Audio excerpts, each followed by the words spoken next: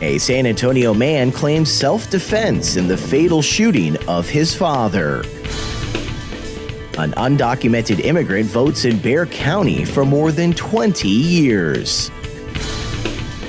And a judge upholds a record $706 million Bexar County jury verdict. This is your Express Briefing podcast for Friday, October 26th. Subscribe to this and other free content at expressnews.com/podcasts. And get each day's top news and sports headlines delivered to your inbox at expressnews.com/newsletters. Thursday, a Bexar County jury watched a man tell a detective he shot his father in self-defense because the man pointed a gun in his face, then threatened his younger stepsisters.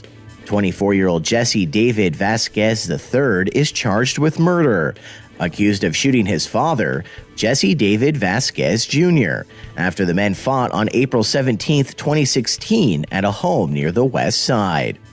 The defendant says he moved in with his father and stepmother about 3 weeks before the shooting, and that his father had a history of aggression and violence, sometimes hitting his mother and stepsisters, noting that his stepsisters were terrified of the victim.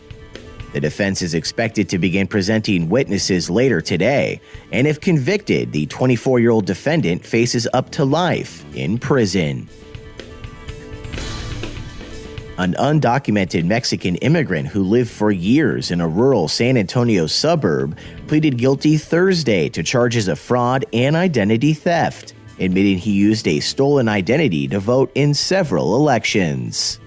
63-year-old Enrique Salazar Ortiz did not tell federal agents how many times he had voted, using the name of former San Antonio resident Jesse H. Vargas Jr., but did admit casting a ballot in the 2016 general election.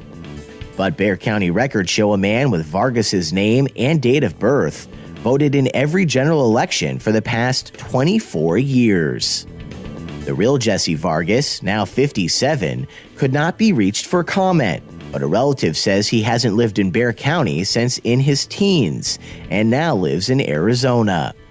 According to court documents, the 57-year-old told federal agents that he does not know Salazar and did not give him permission to use his name and date of birth. Documents report Salazar's scheme was discovered by the State Department when he mailed an application in December of 2016 to renew a passport he had been using for the past 10 years. Agents raided Salazar's home in August of 2017 and arrested the undocumented Mexican immigrant, who told them he bought a U.S. birth certificate for $20 and had used Vargas's information to get a passport in 2006, and had used that passport to travel several times. A state district judge has upheld the record $706 million court verdict delivered earlier this year by a Bexar County jury in favor of San Francisco-based House Canary Incorporated, a real estate analytics firm that had accused Detroit company Amrock Incorporated, affiliated with mortgage lender Quicken Loans, of stealing trade secrets and breach of contract. The Thursday ruling comes more than 7 months after a 12-person jury found Amrock, formerly known as Title Source Incorporated, misappropriated House Canary's technology for real estate valuation and appraisal analytics, and had also breached confidentiality agreements. Jurors awarded House Canary more than $235 million in actual damages and $470.8 million in punitive damages. Thursday's ruling affirmed the jury's award while also adding almost $29 million in prejudgment interest and roughly $4.5 million in attorney's fees to House Canary. And passenger traffic to San Antonio International Airport surged by double digits in September, marking more than 2 consecutive years of growth.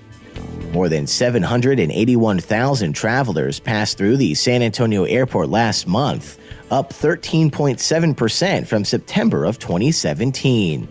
City aviation officials attribute that growth to expanded air service offerings.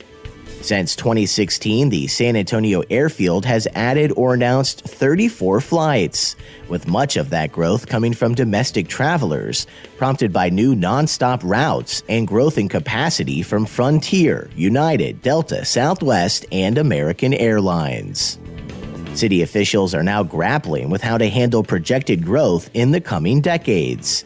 And next week, a task force appointed by Mayor Ron Nierenberg will recommend to city council members they not pursue a second airport, instead expanding on the San Antonio Airport's existing footprint, adding a terminal and additional parallel runway to the airfield by 2040.